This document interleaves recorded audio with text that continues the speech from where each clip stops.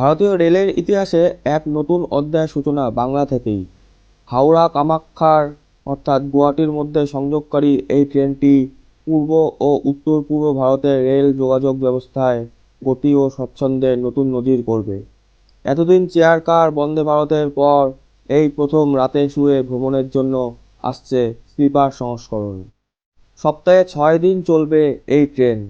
হাওড়া থেকে বৃহস্পতিবার ছাড়া সপ্তাহের বাকি সব দিন ছাড়বে।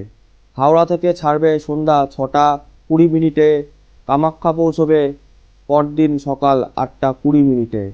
কামাখ্যা থেকে বুধবার ছাড়া বাকি সব দিন চলবে। কামাখ্যা থেকে ছাড়বে সন্ধ্যা 6টা 15 মিনিটে, হাওড়া পৌঁছাবে পরদিন সকাল 8টা 15 মিনিটে। প্রায় 1000 কিলোমিটার পথ অতিক্রম করতে সময় লাগবে মাত্র 14 ঘন্টা, যা বর্তমানের অন্যান্য ট্রেনের তুলনায় প্রায় 3 ঘন্টা কম। রাজধানী এক্সপ্রেসের চেয়ে এই ট্রেনের ভাড়া কিছুটা বেশি রাখা হয়েছে। টিকিটের সঙ্গেই খাবারের দাম যুক্ত থাকবে।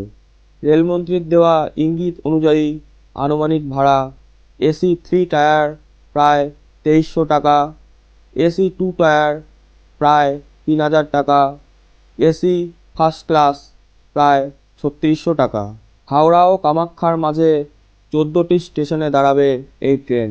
স্টপেজগুলি হল Bandel, Nabadwip Dham, Katwa, Azimganj, new Farakka, Malda town, new Jalpaiguri অর্থাৎ NJP, new Coochbehar, new Alipurduar, new Bongaigaon এবং রাঙ্গিয়া।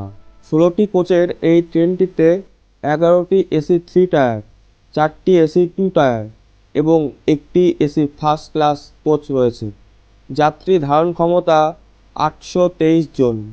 রেলমন্ত্রী অশ্বিনী বৈষ্ণব জানিয়েছেন, যাত্রীদের স্বচ্ছন্দ ও সুরক্ষার বিশেষ নজর দেওয়া হয়েছে।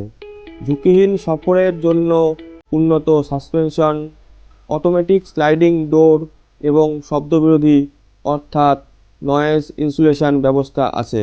ভাইরাস ও জীবাণু দমনে বিশেষ প্রযুক্তি, যা 99.9% জীবাণু ধ্বংস করবে।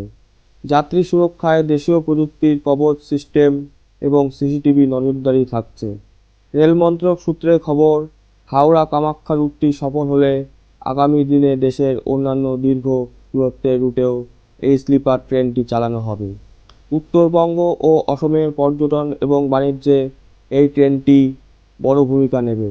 কি মনে হয় বন্ধুরা?